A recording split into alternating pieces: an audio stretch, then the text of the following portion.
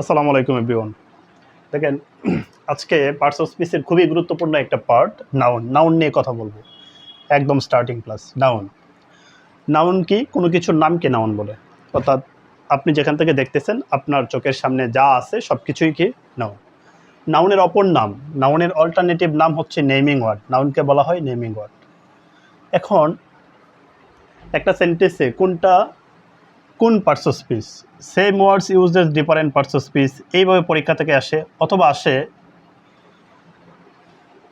Which one is noun, কোনটা noun, which one is noun, কোনটা noun, বা which one is adjective, কোনটা adjective, ঠিক এরকমভাবে আসে।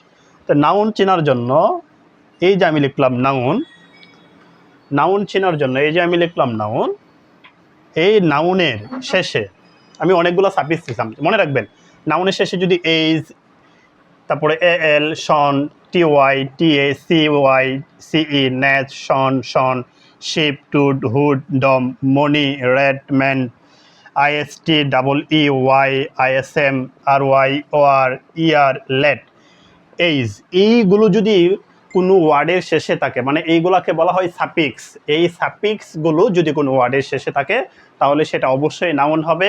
এখন প্রশ্ন হচ্ছে কোন প্রকার নাউন হবে? এই সাপিক্সগুলো যদি থাকে তাহলে ওই নাউনটা হবে অ্যাবস্ট্রাক্ট নাউন। ওই নাউনটা হবে অ্যাবস্ট্রাক্ট নাউন।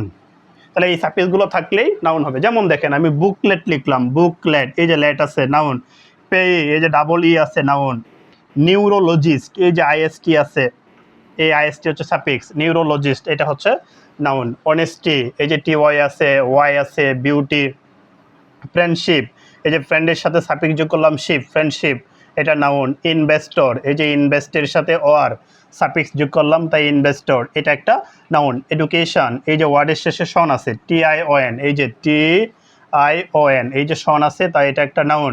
এক্সপ্রেশন, এই যে এসআইওএন, এই এসআইওএন আছে তাই এটা একটা নাউন। এই যে চাইল্ডহুড, এই যে লিখলাম আমি হুড, এই হুড আছে তাই এটা একটা নাউন। মূল কথা হচ্ছে কোনো শব্দের শেষে এই সাফিক্সগুলো যদি থাকে তাহলে সেটা অবশ্যই নাউন হবে।